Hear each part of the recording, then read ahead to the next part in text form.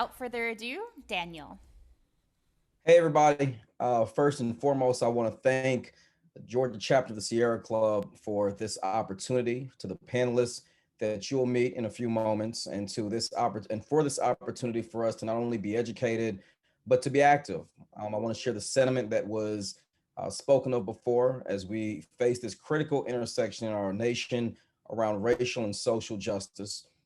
It parallels that conversation when we discuss environmental justice, environmental racism, and so many challenges not only affect communities of color, but affect folks all over this state, in coastal Georgia and rural Georgia, in North Georgia, where I'm proud to call home, in the Metro Atlanta region, and in so many other places. Tonight, we'll hear from a couple of folks. Nate Glass, who I'm happy to introduce, is a filmmaker and president of the Solis Films, an innovative storytelling agency focused on impacting change through international branded and narrative content. He's produced several feature films, and he's joining us today, which I'm super excited about having a conversation with him. And then Leonard Robinson, who you saw in the film. I've got a couple of questions for you, Leonard. He's not only the co-founder of Sustainable Smyrna, where my mother lives. My mother is in Smyrna, Georgia, but he serves as a sustainability program strategist for the Archdiocese of Atlanta. He's a California native, and he has lived in Georgia for the past 5 years. He's a proud father and grandfather. His parents instilled in him to always leave room in better condition than when you arrived. We'll leave your room in a better condition. I think we can all share in that conversation. He made the environmental and community his room and continues to work hard to fight for it and to protect us all. Dink NeSmith, who you also saw in the documentary, is the president and co-owner of Athens-based Community Newspapers, Inc. Since Wayne County's toxic coal ash controversy erupted in 2016, he has written for the Press Sentinel, in Jessup, and has 110 personal columns and has commissioned 113 cartoons on the subject. Then we'll hear from Jess McQuain, Jessica McQuain, who you saw very prominently in the documentary as well, works as labor organizer for the United Campus Workers of Georgia. She's a writer, a poet living in Milledgeville, Georgia, with her wife and many pets. She graduated from Georgia College in 2020 with her Master in Arts and in English with a focus on environmental literature. She believes in the power of stories to bring more people into the fight for eco justice. Before we get into this conversation, I wanted to share a little bit about my background and also let all of you know that I'm absolutely proud and honored to have been elected as the chair of the Sierra Club Georgia Chapter's Executive Committee. In this capacity, I not only have an opportunity to speak on social and political issues, but I have a chance to organize with many folks like those of you who are on this call and watching on social media.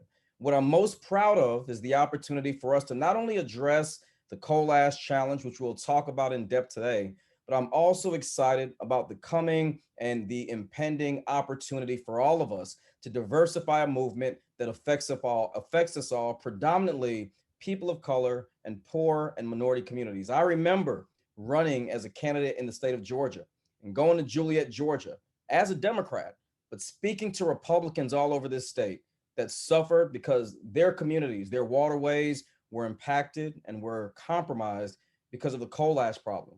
It's an issue that many of us have thought was a fight just for environmental communities, but as we all witnessed in the screen that we just saw, this is more than an environmental issue based on zip code. It's an environmental issue for all of us. And while many folks don't understand the science and don't understand the information, we all drink water.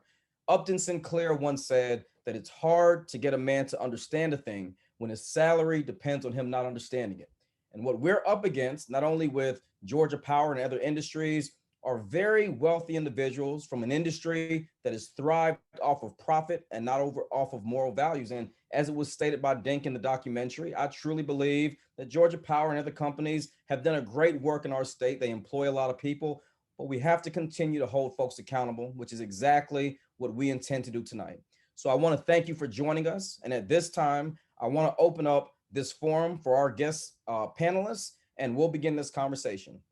My first question is to Nate. And Nate, I want to thank you. I want to thank Daniel Bowman. I want to thank you all for working on this project and for presenting us with this great information. My first question before we get started is what inspired you and motivated you the most throughout this process in creating what I personally believe is not only something done in a form that's palatable no matter where you are, but you create it in a way where you used imagery, you used animation, you used music, and you conveyed a message that makes anyone, no matter where they are, understand it. What was your motivation behind the film and in your contribution to this work?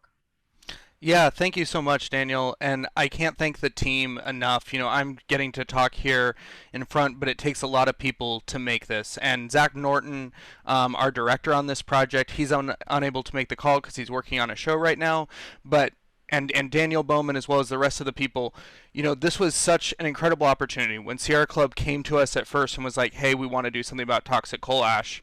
I am from Seattle originally. I'm not around that as much. And so it was a little bit of a new interest for me. And Zach came in really knowing a lot. And as we started digging into it and looking at all of the issues that come with this and how pressing of a situation this is that we have to solve now, that we can't just continue to pass on to generations and continue to just let here live in the water, we really wanted to tell a story that was clear about what the risks are, that really got across the fact that this is a human story. This is a story that impacts us all as people, and as members of a community together, we have to have each other's back. Even if you're not living next to a power plant, even if you're not living next to a coal ash pond, this can go into the water that serves all of Georgia, right? And so we really wanted to find those human moments, and that's what we really tried to build it around. And I can't say thank you enough to everyone that we interviewed who just was vulnerable with us, who shared their stories.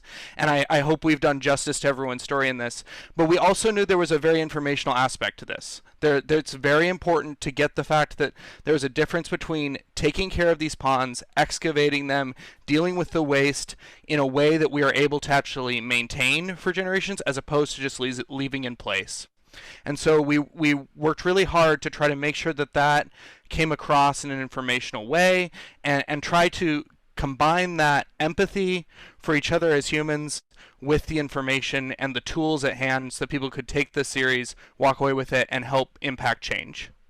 Well, I want to thank the Georgia Sierra Club and for all that have worked on the Beyond Coal campaign and to address the coal ash challenges. And I want to thank you again, Nate, for creating this. I personally believe the Georgia chapter of the Sierra Club should make this, I would like to see it made mandatory for elected officials to be able to watch, because too often we see individuals that receive campaign contributions, and those contributions are made and they're talking points that are given, but there's not enough information conveyed. So Nate, again, we want to thank you so much for your work on this, and to your partner, Daniel, to your old team. I want to thank you. To Leonard and to the other panelists, I want each of you to take 30 seconds at most, really quickly, starting with Leonard. What parts of Georgia's environment do you love and appreciate the most? And this question, I can first just really say the motivation behind this question. I live in Forsyth County, Georgia, about 13 to 15 minutes away from Lake Lanier. I understand the beauty that this state has to offer, from Amicalola Falls to Raven County to the North Georgia mountains. And I know that this is a very beautiful state. Too often we take it for granted. So if you all can take 30 seconds apiece to let us know what is your favorite part of Georgia's environment, and why. We'll start with Leonard. I know you're in Smyrna, Georgia, but let us know your favorite part of the state and why it's important to you and why you love it so much. Okay, well, I came out here 5 years ago, and yeah, I do love it. But I tell you what, my favorite part of the environment are people. We breathe air, we want clean air, we want to drink clean water, we want to be on clean soil. We forget that people are the environment as well. And if you take care of the people, if people want good health, if they want economic development and everything, they will take care of the environment. So I'm a people person anyway, and I love people. I could say air, but then I'd say, hey, take all your air problems and put it in the water. And the water people say, no, we don't want it here. Put it in the soil. The soil people say, we don't want it here. Put it up in the air. I say, I appreciate people. That's a good answer. I think Georgia's people, and especially our children, are our greatest natural resource. So thank you for your answer, Leonard. Jessica, what is your favorite part of this state and why? What inspires you and motivates you around the state of Georgia? So I'm of a similar mind of Leonard. I really believe, the way we think about wilderness as separate from people sometimes blocks us before we can get started.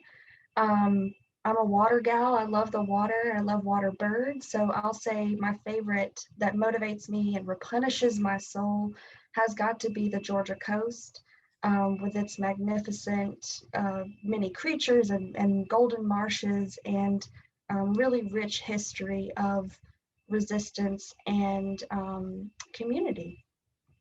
Beautiful.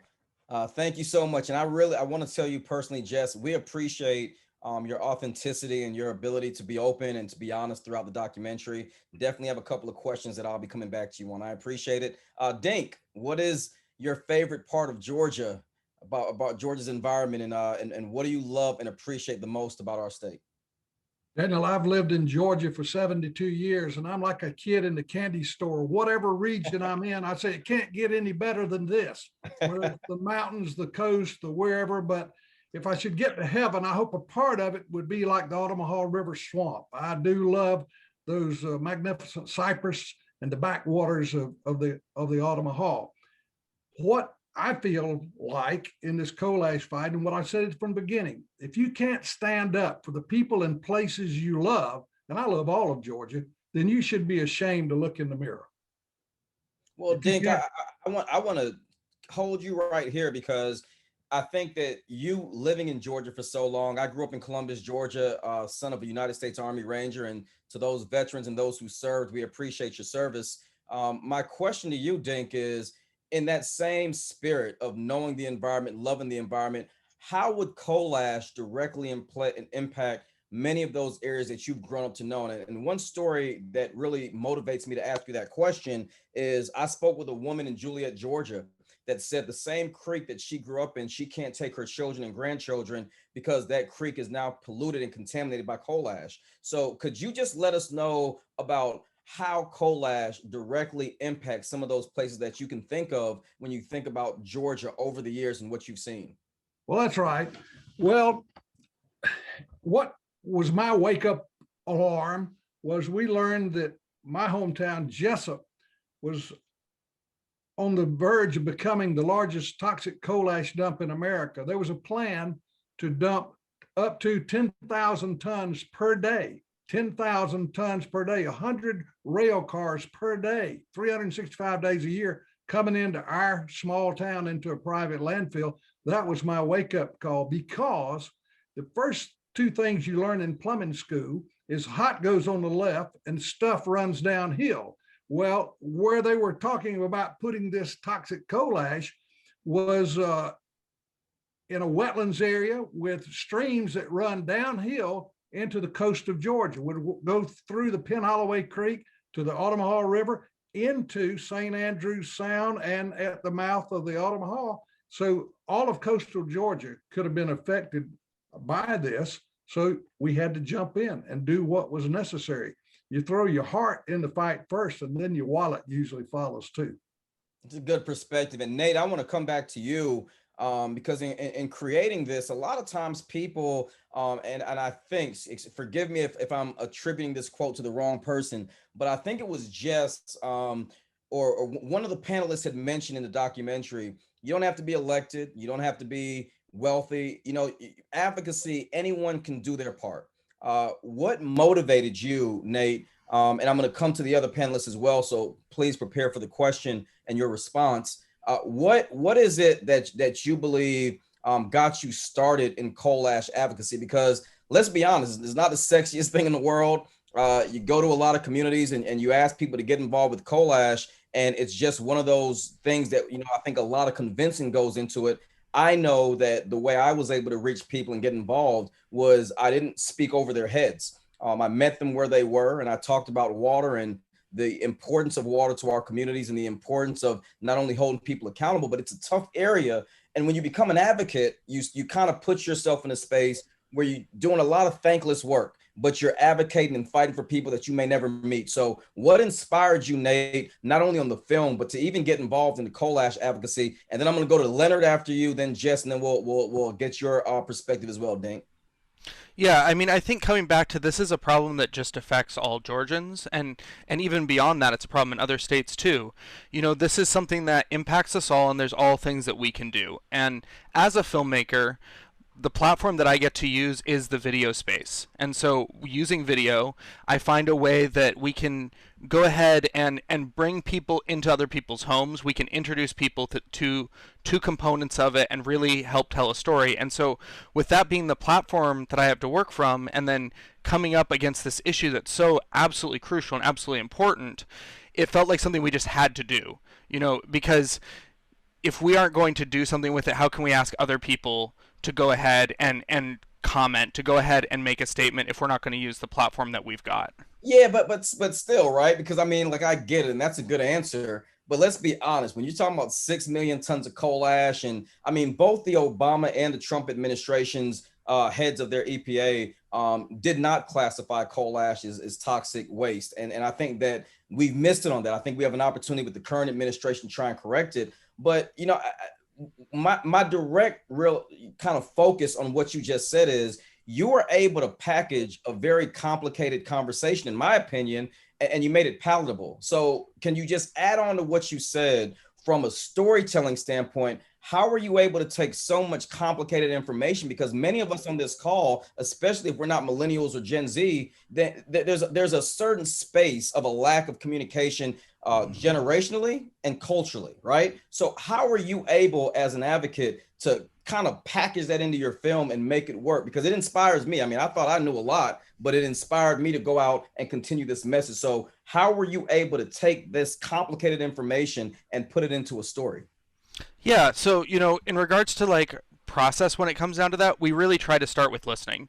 So as coming in, we weren't per se experts on this. I wouldn't have come in and said we knew all the details. We talked a lot to the team at Sierra Club and got a lot of their perspectives, and then we did the work of doing a lot of research, going through news articles, trying to coalesce it and bring it back into a spot where we could then start reducing. So much content didn't make it into these documentaries. We met so many more people. There's some people great people who got to interview that just didn't make it into the time because we knew we had to really tighten it in order to kind of get that across. And that was just the goal of the whole team all the way through. Zach did a fantastic job writing out very, very detailed questions. So he would come into every interview with tons of research on exactly what we were talking about, kind of who we were talking to, what their specific focus was. And then we just spent a lot of time in each interview trying to get all of this out and then take it back and really make it concise, make it clear. Thank you. No, we really appreciate that. Leonard, same question. When we talk and think about advocacy, how did you first get started in coal ash advocacy? Leonard, I think you're muted, buddy. Got it. Hey, charge it to my age.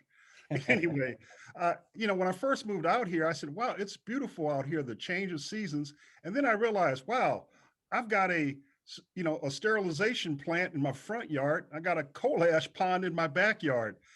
And so I'm thinking, okay, surely the ponds would be lined and everything. Found out they're not lined and found out they're next to the Chattahoochee. So the more I learned, the more alarmed I got. It's a ticking time bomb.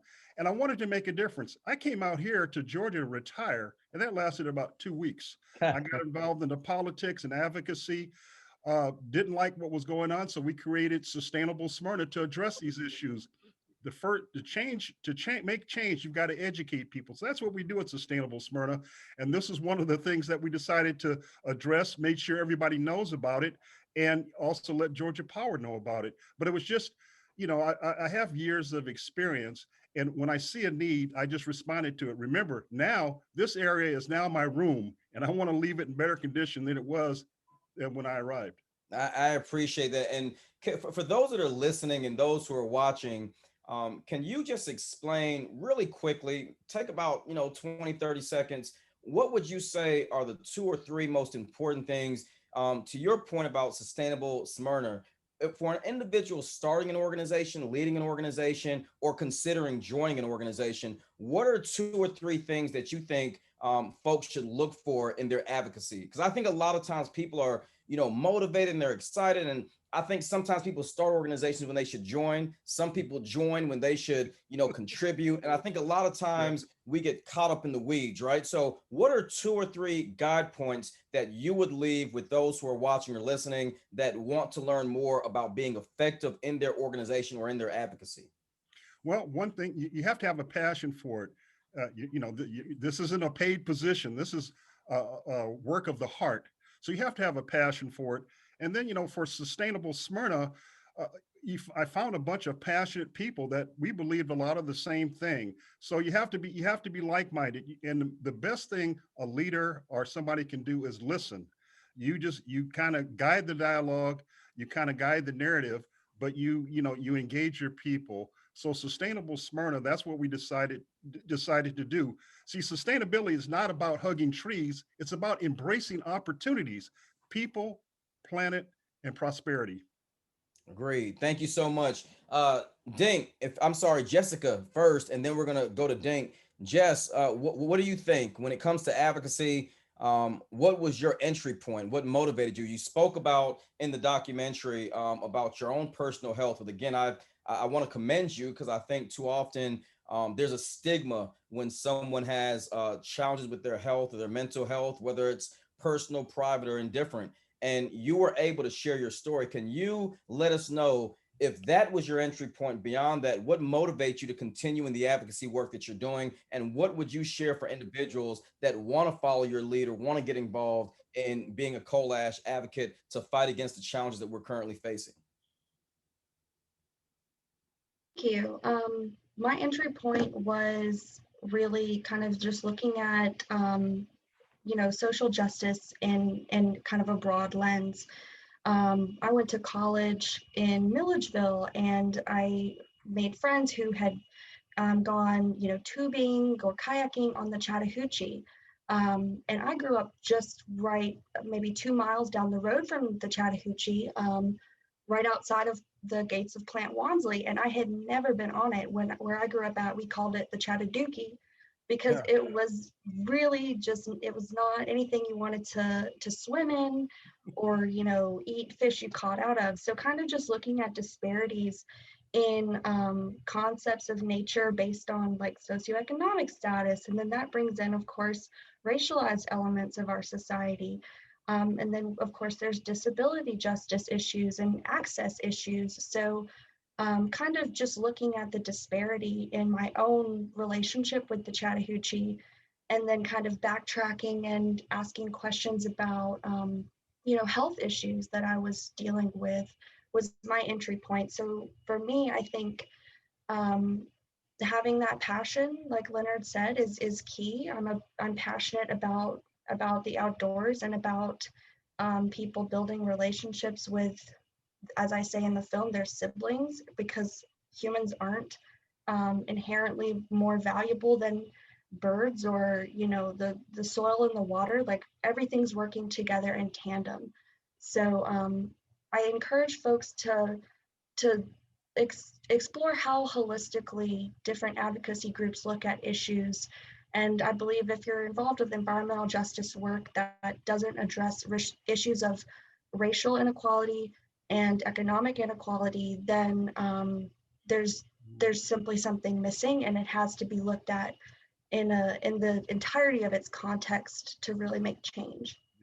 So here's what I want to do, because I know we have about 10 more minutes. I want to make sure we jump to some audience questions as well. Dink, I want to pivot a little bit, and I want to ask you, similar to what Jess just said. I mean, the integrity of our environment, looking at what people can do. How can folks advocate for change? Because when I think of these issues and we see the experiences that folks have had to live through, and again, back to the challenges across the board. But when I think about advocating for change, unfortunately, I think a lot of times advocacy is seen through the lens of many people as what resources they have. I mean, 1.9 million people in the state of Georgia live at or below poverty. So many of the people that are affected and impacted the most, they're not really sure how to advocate. And I think many of those individuals that we or our organizations can reach can actually do a better job of engaging, educating, and mobilizing. So my question to you, Dink, is how can more folks outside of this call folks that many of our organizations serve, how can we be more effective in advocating for change? Well, information is power. And of course, in my particular business, we believe that strong newspapers build strong communities. Our newspaper is the oldest business in Wayne County. If we weren't going to stand up and educate and give information, then the people wouldn't know to get with the program or not. So we need to reach out all across Georgia and get into the rural communities as well, because they don't get WSB, they don't get the AJC. We've got to raise up the level of information. And I'd like to circle back to Washington, D.C. The Congress, EPA decided that coal ash wasn't a hazardous material. But then I always try to put it down where folks can understand it. Ask the people in Flint, Michigan, what part of lead is not hazardous in their drinking water. Money talks, big money screams, and lobbyists from these coal industries and utilities have convinced the policymakers in Washington that it's not a problem, but it is. But we have to just reach out to the grassroots Georgia and educate them, because information is power, and we can show them that lead in your drinking water, lead in your groundwater is a bad thing. You know, it's striking you bring up Flint. Right here in Georgia, Burke County, Georgia is one of the poorest counties east of the Mississippi River. They exist in the shadow of nuclear plant Vogtle, and we see a lot of challenges when you look at federal funding for testing drinking water, whether it's in the Savannah River site or it's in Juliet, Georgia. And I think a lot of those communities are left behind. And you mentioned something in the documentary, Dink. You said we can take the cheap route now or pay massively later. And I think that you were spot on, because what are you showing us? I'm showing you the Fram oil filter. That's where I got the idea. They used to say you can pay me now or you can pay me later. So I have been to many places and deposited these on decision makers' desks to remind them, you pay me now or pay me later. Agreed. And the reason why I bring that up, because I want to go jump back to our filmmaker and ask him about, you know, some of the things that he just stood out to him the most in his research. But Dink, you know, to that point, you know, I think that it has become, unfortunately, in America, we just feel that these things that go unaddressed, similar to what was mentioned in the film, that once it's covered over and no one sees it, the problem goes away. When we understand that when you don't line it, it contaminates a larger body. And I think that, you know, too often we are making decisions. Like I read a quote one time that said, we do not inherit the planet from our ancestors, we borrow it from our children. And I think what we're doing is, because we're not taking the time now to be direct about the economic impact, which includes paying for it now, we're suffering a more long-term challenge where our children may not have the ability. Like when I grew up in Columbus, Georgia, the Riverwalk in Columbus, you know, we now have kayaking there, and it's right, massively enjoyed. But my fear is that there will come a day where we won't be able to do that. And we saw it in Brazil during the Olympics a few years ago, where the Olympic athletes that were in water sports were told not to drink or fall in the water. And my fear is that we're going to see similar things happen in that respect. So Dink, thank you so much for giving us that perspective, because if we don't pay for it now, we are definitely going to pay for it later. And thanks for showing us the Fram oil filter. Thank you, I appreciate it. So 2 more questions, and then we're going to open it up to the audience. I want to go back to you, Nate. And as a filmmaker, there were so many aspects of this that caught my attention, from the animation you showed, to looking at different perspectives, looking at the amounts that we're going to be impacted, looking at where Georgia stands locally and nationally. So can you let us know 1 or 2 of the most startling things you learned from interviewing those impacted by coal ash? Because a lot of times we're seeing people's faces and we see images and we read diagrams and, you know, information, but we don't get the full story behind the individuals that's being interviewed. So what are some of the most startling things that stood out to you while you were making this film? Yeah, absolutely. I think, you know, I kind of want to jump back to what Dink was saying. Something that was interesting was, you know, it was kind of hard for us to find some interview interviewees for this. We found some incredible ones, but we were hoping to talk to even more people. And it comes back to the thing, I think, oftentimes when it's not, we are creatures of urgency. And so when Georgia Power can just sweep this under the rug and keep this something that's out of the public consciousness, people don't have the urgency to act because they aren't aware of what the problem is as much, and so that was really kind of eye-opening to us, how few people were aware of the issue of all this coal ash ponds that can come through. And then the other aspect of that is even how things are kind of covered up in perspective of the testing and elements that Georgia Power keeping people distant and away from where this water is coming out, hoping that if anything leaks out, it's just far enough kind of downstream that they can kind of disavow it and say that it's not attached. And it's like, it's right there on the Chattahoochee and other places in Georgia. And it doesn't take much more than common sense to understand groundwater moves through the ground. If the coal ash is in a big pond and there's nothing separating that coal ash from the groundwater, the water's going to go through it, and that's going to lead to things coming out of it. And so what kind of shocked me was how straightforward that is, how easy of a concept that kind of is to understand from a perspective of just understanding how groundwater moves, and yet how few people are aware that that's actually what's going on. Good. Well, I really appreciate that. And, I remember a story, again, to go back to Burke County, Georgia, and Waynesboro. We spoke to some folks that just emphatically told us, they said, hey, we know there's a problem, but, we don't want to talk about it. These were individuals that were directly impacted by the construction of a nuclear plant, Vogtle 3 and 4, and their jobs and their livelihoods were on the line. And while they knew that they were compromising their health in many aspects, they were afraid of the retribution. They were afraid of how it would paint them out to be. And I think too often the stories of those communities go untold because many folks that live there are they feel that they're left to fight on their own once the cameras are off. And again, I want to commend you for the film that you put together. So we're going to get ready to wrap up. What I would like each of you to do, I have two more questions, but what I would like each of you to do is just mentally prepare for a 2-minute closing statement. But before we do that, I want to come back to Jess and Leonard. This next question is for both of you. Jess, I'll start with you.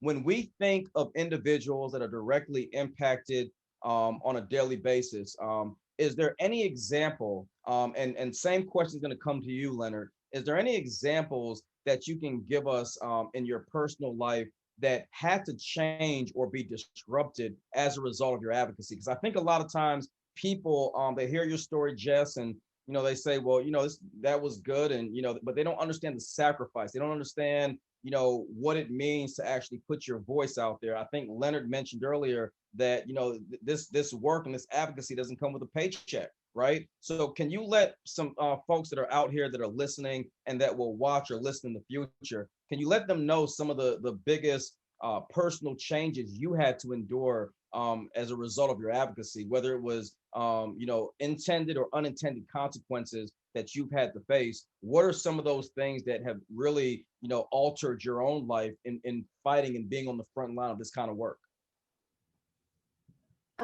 Well, I'll say my master's thesis took a different direction than I had anticipated. I never intended to study environmental literature, but I found it to just be so integral to understanding how people become involved in advocacy. So I will say the energy cost is exhaustive, especially for someone who, as I shared in the film, has autoimmune disorders and deals with health worries. So there's that energy of just being invested in following up, keeping track of bills and keeping track of where legislation stands, and reaching out to elected officials who may or may not agree with you and who may not have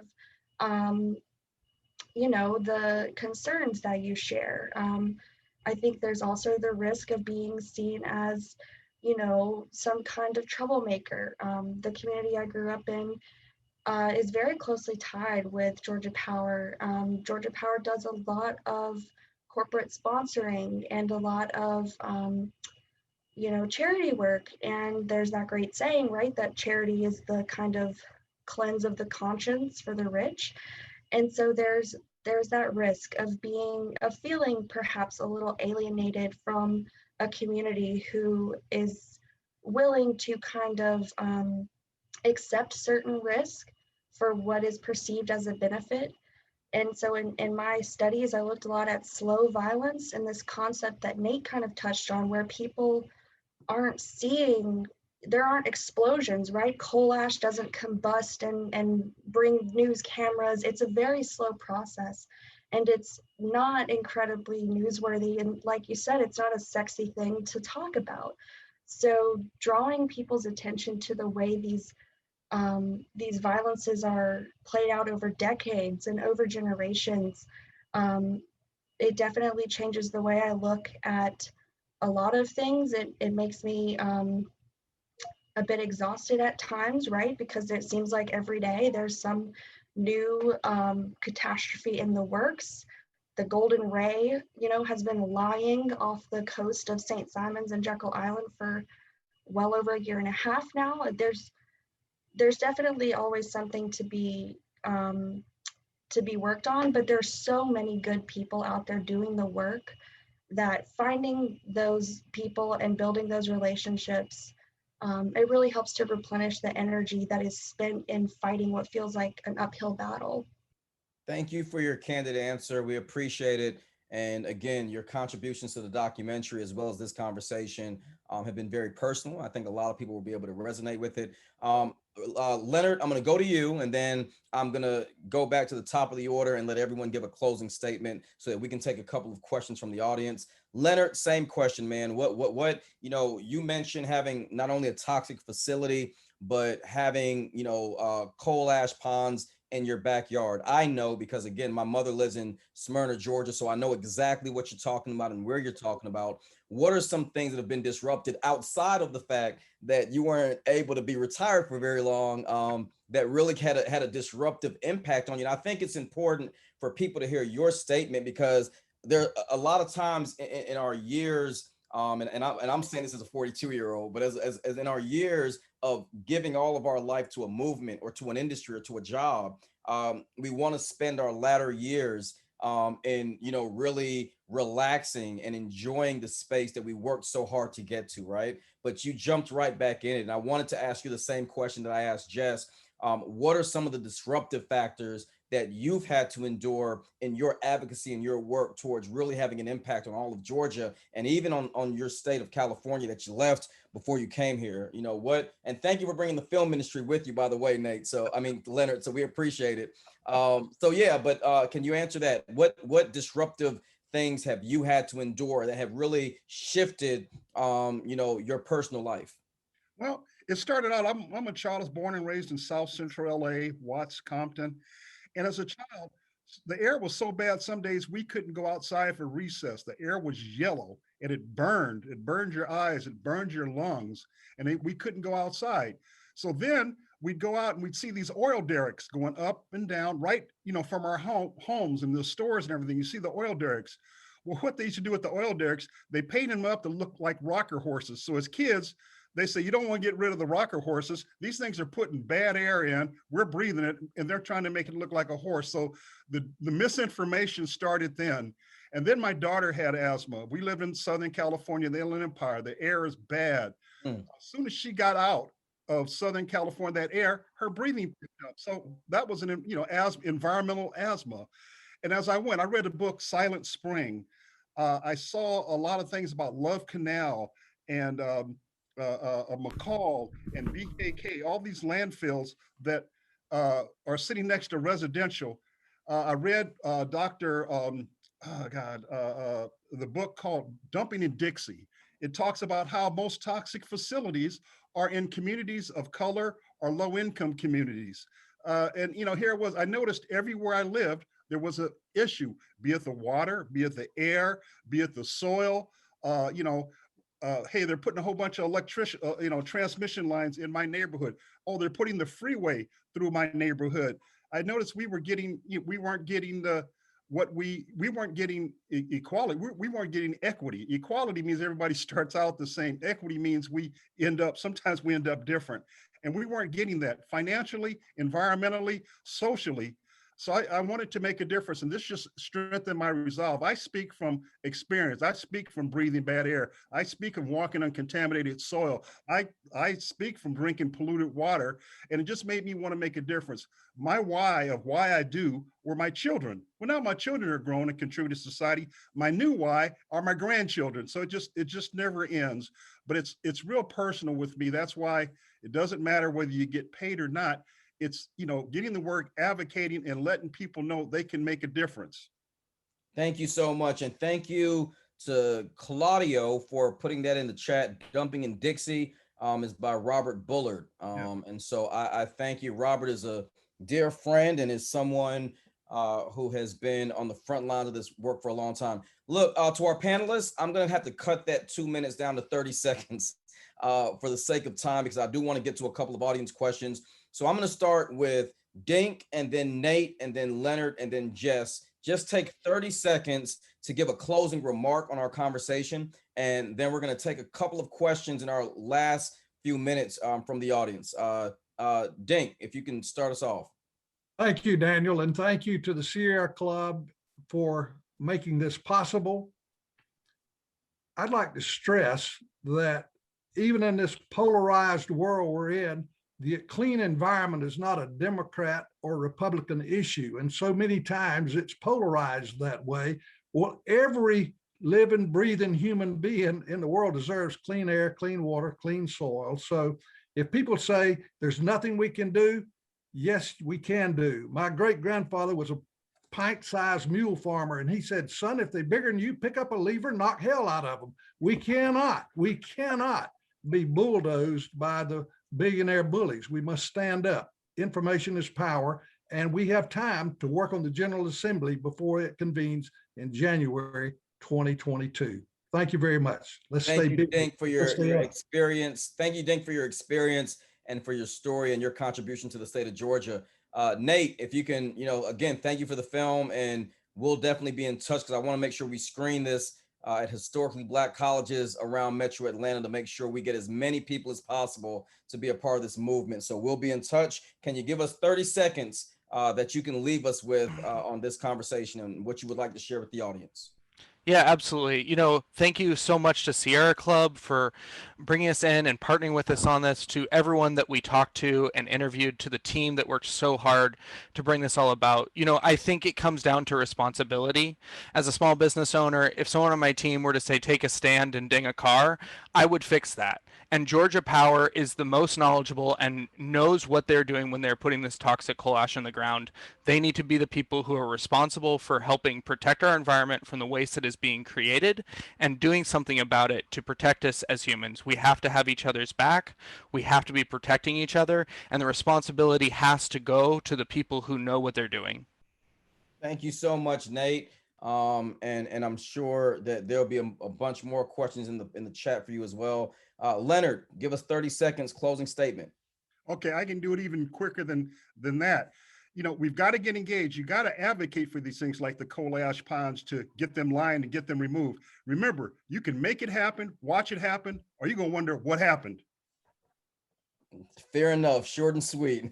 Jess, can you, and thank you, Leonard. Jess, can you give us your closing statement? Yes, don't be afraid to tell your story. In the creative writing world, we often say the personal is political. That's entirely true. Organize with your coworkers. Join a union. If there's not one, start one.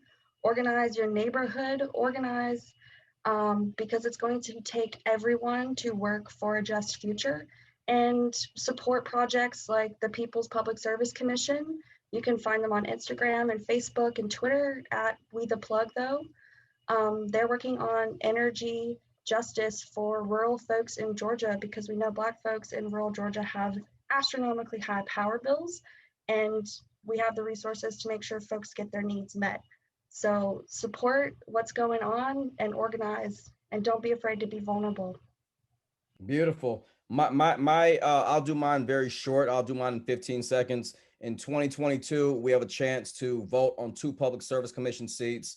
I would encourage everyone to go down the ballot. I will not tell you who to vote for or how to vote because I respect the platform of the Georgia Sierra Club, the Georgia chapter of the Sierra Club. And so I want everyone to know that the Public Service Commission is just as important as voting for governor, lieutenant governor, secretary of state, labor commissioner, attorney general, you name it. Go down the ballot, research the candidates and hold them accountable if you're a part of an organization.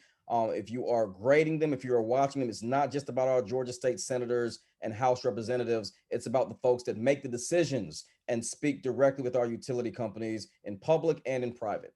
So at this time, Jillian, would you like to throw the questions at me, or would you like me to just grab 2 questions out of the audience?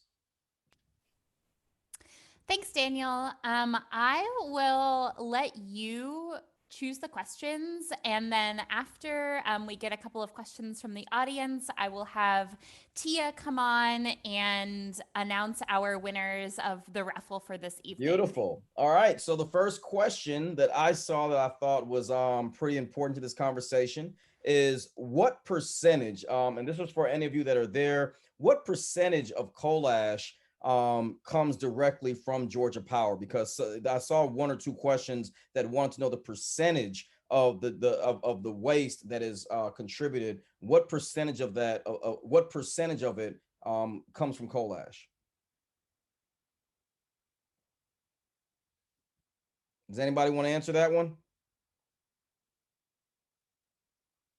We need to ask someone who knows. I don't want to give false information.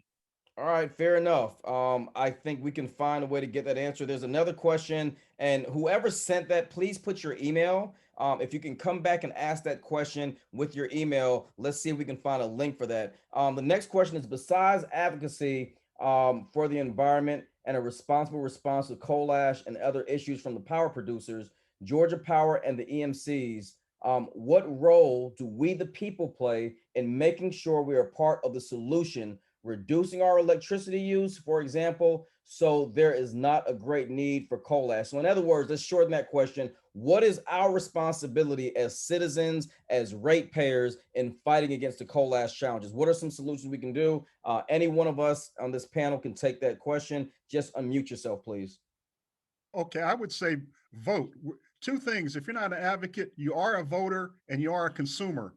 You know, you can advocate with your dollars, you can advocate with your vote. So that's 2 things right there. Thank you. Anyone else want to tackle that one? And just before the next person, I see in the panel, and we'll fact check it, it said the question was, what percent of Georgia Power is generated from coal? And we got a response that says Georgia Power is down to around 30% of power generation energy from coal. We'll fact check that, but still put your email in it. I just ran for the PSC. I think it was somewhere between 25 and 40%. So that sounds pretty close. I'm more leaning towards 40, but it's somewhere around 30 to 40%. If anyone else wants to tackle the question on what responsible ratepayers can do, please unmute yourself. Nate? Yeah, I think, as consumers, it's important that these companies that may feel like they're a monopoly because it's like you have only one choice still needs to hear directly from its constituents. If we are paying Georgia Power money, we have the ability to comment and tell them we want to have the waste that you are creating handled in a certain way. And we live in a capitalistic society that unfortunately people need to hear from the person who is paying them. And so the more voices that we can get that are out there and saying that, and then conserving as much as we can conserve, as much as we can bring that down in our use so that there is more room to do that, that's great. But a lot of that responsibility is on the power companies to actually do the right thing with what is being used. All right, and last, really quickly, someone said this is a national situation beyond Georgia. Solutions are local, but the demand is national. The Sierra Club needs a positive prosperity strategy. Is there the will to engage for longer term advocacy beyond the politics of the moment, and how? I'll tackle that one really quickly, and then anyone else can can respond. To the individual that asked that question, again, my name is Daniel Blackman. I'm the new chair of the communications executive committee of the Georgia chapter of the Sierra Club. What I would say is, yes, it is a national issue. The way we have that can be answered in how we have been having this conversation to share this information with states and individuals, throughout Georgia, and then create spaces where we can, what I call, and please don't take this the wrong way, but I like to say, weaponize your social media. When you take information like statistics that you find, your community, your audience, your family members better than any of us do. When you take this information and share it on your social media, whether it's to a group or an organization, I'll say the way we package it has a tremendous ability. I'll also say that, yes, this is a national issue. We've spoken about Flint, even though I know Flint is a little bit different, but the lead contamination in Flint can be attributed to some of the challenges we face here. What I would say is we need to do, and what I would like to see the Sierra Club do, maybe we can start right here in Georgia, is let's power map where many of these challenges are, and then create regional conversations around them. I don't think there's a way for us to just tackle each and every state's issue, because that'll be a conversation that'll take more than 24 hours. But what we can do is look at breaking up our country, north, east, south, and west, and looking at what the regional impacts are, getting information and sharing it. We can start right here in Georgia. And one of the responsibilities I'm going to take on as the chair of the executive committee is to make sure we fundamentally understand Georgia's impact internally and the national impact we have both on import and export. If anyone else wants to tap in there, please respond. If not, we're going to announce our winner, and we'll convene for the evening as we're right at 6:30. All right, Jillian, if you can take it from here, we appreciate it. Thank you all for allowing us to moderate, allow me to moderate to Dink, Nate, Leonard, and Jess. You've been amazing. And again, Nate, to you and your team, thank you for producing such an amazing film. I'll be sharing it with my network, and I hope all of you that are listening will do the same. Thank you, and good night. Thank you, Daniel. That was an amazing panel, and I am so glad that our folks were able to share and really touch on some important issues that our state faces. And I will toss it to Neil to finish out our evening. All right, thank you all for joining us this evening. Just want to finish it up with how can you get involved? Like really the most important part of all these films and like this whole event today is we want to give you all an opportunity to not just learn about this issue and just feel helpless about it, but how to actually get involved and take action.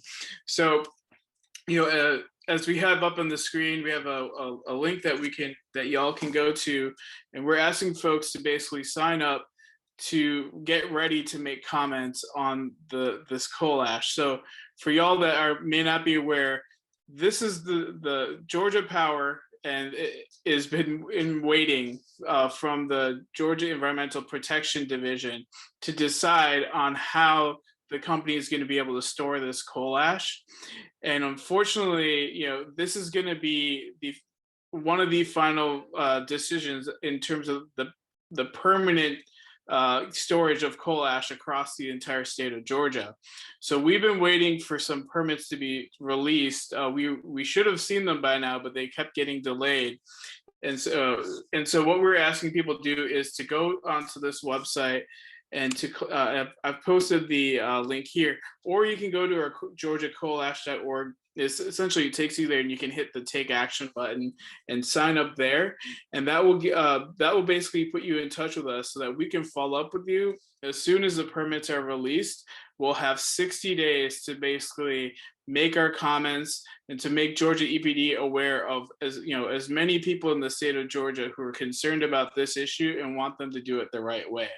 And we absolutely want to make sure that people go to the website. There's a lot of information. All the videos are available there. You can check them out. You can share them with your friends and family and help people across the state of Georgia understand the absolute immediate need for us to fight this, so that we don't let our rivers and our water across the state be poisoned for basically permanently for the future. So calling on you all to join us. And then the other thing I want to mention is, starting next week on Wednesday, we're going to be kicking off our basically our ongoing Georgia coal ash organizing meetings, and want to invite you all to join us. I'm going to share with y'all the link for y'all to join. On our website, you can go and sign up and RSVP. That's the link to go join. We'll be meeting actually at this time next Wednesday, starting at 5:30, and we'll likely be meeting on the second and fourth Wednesdays of every month. And that timing might change as the permits go on, but we just want to give you all a space to finally get engaged, start discussing how we can get our elected officials engaged on this issue, and just want to give you all the opportunity to follow up with more questions and learn how we can get more people, more communities, more partners and organizations involved in this issue to stop coal ash from poisoning our water. So thank you all for joining us tonight. Appreciate everything y'all have done so far. Appreciate all the filmmakers, all the interviewees, all the volunteers. Folks have already started reaching out to elected officials. We had a great legislative session where people were fighting to clean up coal ash there. And we're going to keep this movement going, and we're going to make them hear our voices. So thank you all for your time tonight, and happy Earth Day Eve, and I hope you all have a great day. Thank you, everyone. Thank Have you, a everybody. great birthday.